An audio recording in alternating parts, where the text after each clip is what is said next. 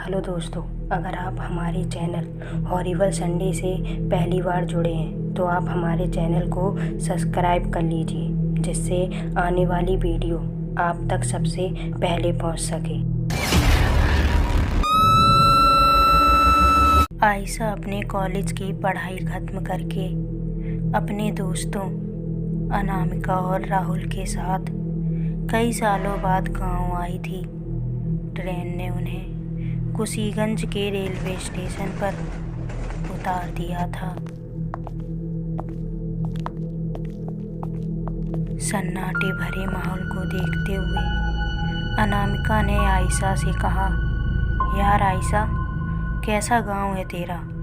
यहाँ तो दूर दूर तक कोई टैक्सी या रिक्शा नज़र ही नहीं आ रहा। आयशा ने हंसते हुए कहा, ओ मैडम, ये गांव का रास्ता है। यहाँ टैक्सी या रिक्शा नहीं चलते। हम सबको पैदल ही गांव जाना होगा। अरे तू क्यों चुपचाप खड़ा है? लगता है अंधेरे को देखकर राहुल को डर लग रहा है। अनामिका ने हंसते हुए राहुल से कहा। राहुल ने लड़खड़ाती हुई जबान से कहा, नहीं तो मैं क्यों डरूंगा? लेकिन इतना पता है कि आज अमावस्या की रात है। आज की रात डायन और चुड़ैलें ऐसे सुनसान रास्ते पर घूमती हैं। मैंने तो कहा था कि आज जाना कैंसिल करते हैं। तब आयशा ने मुस्कुराते हुए कहा, ये भूतों की किताबें पढ़ पढ़ के किसी दिन तू भी भूत मत बन जाना। मेरा गांव यहाँ से 1 किलोमीटर दूर है। चलो, नहीं तो फिर ज़्यादा रात हो जाएगी और रास्ता भी समझ में नहीं आएगा।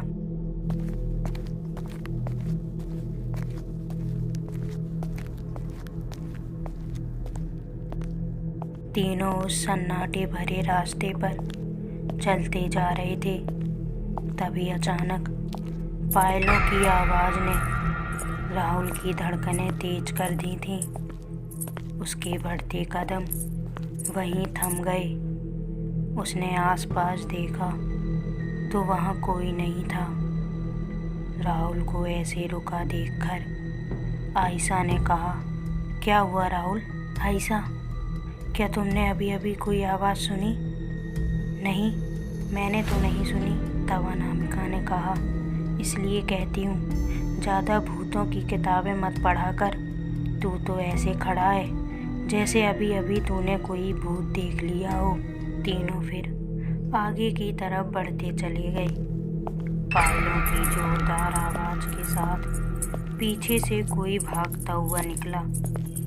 अब तो इस आवाज़ ने तीनों के बढ़ते कदमों को वहीं जाम कर दिया था। अनामिका ने डरते हुए लफ्ज में कहा, आयशा, राहुल, तुमने कोई आवाज़ सुनी? जब तीनों पीछे मुड़े तो उन्होंने देखा कि एक औरत खड़ी थी जो एकदम अजीब सी लग रही थी।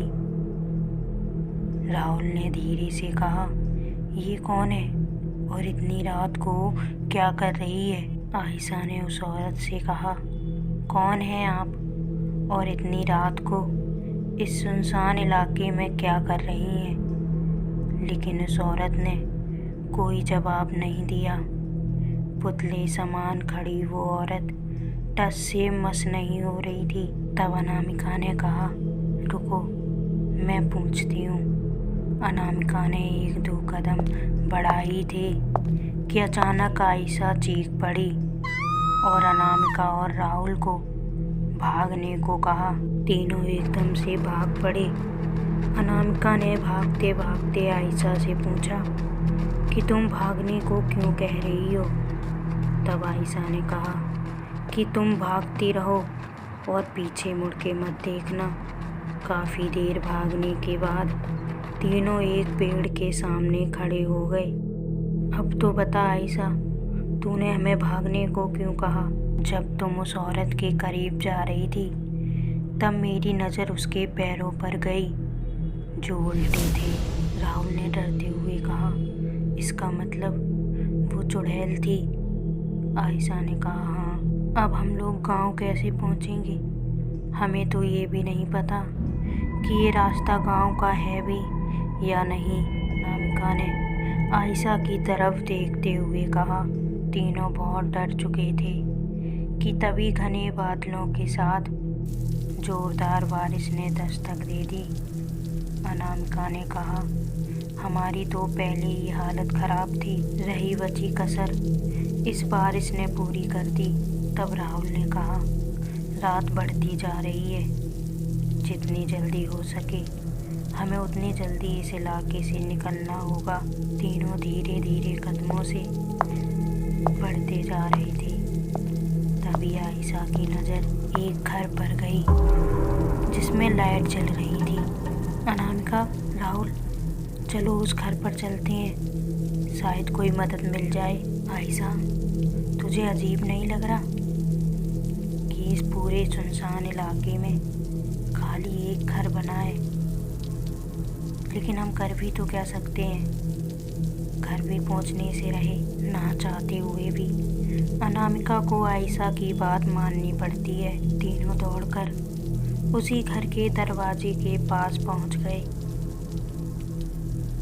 उन्होंने दरवाज़ा खटखटाया। दरवाज़ा खुलते ही अंदर से एक अजीब सी बदबू ने तीनों के होश उड़ा दिए थे।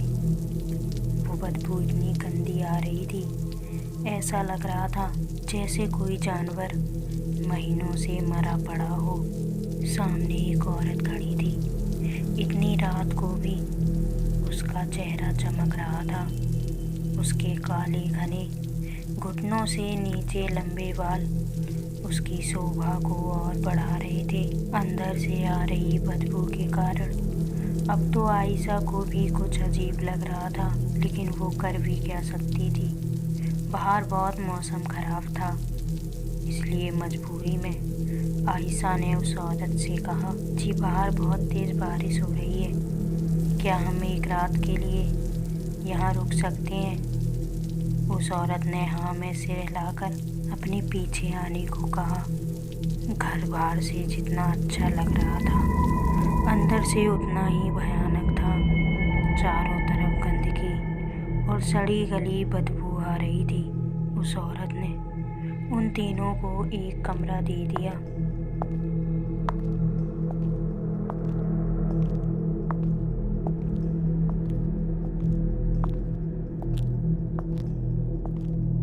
उसके जाने के बाद आयशा ने कहा, कमरे को देखकर तो ऐसा लग रहा है जैसे ये सालों से बंद पड़ा हो।